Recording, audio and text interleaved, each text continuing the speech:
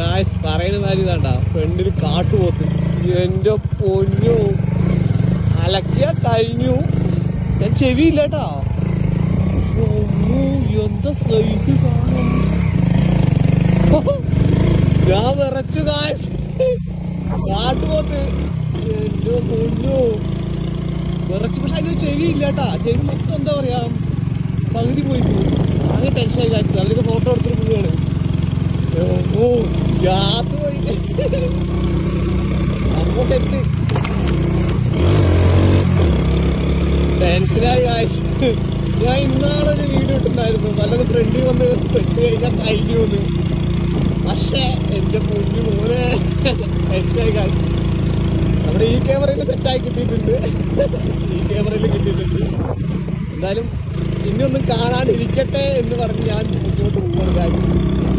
ഓയോ സത്യം പറയാൻ പേടിച്ചു ചെയ്യാനോ.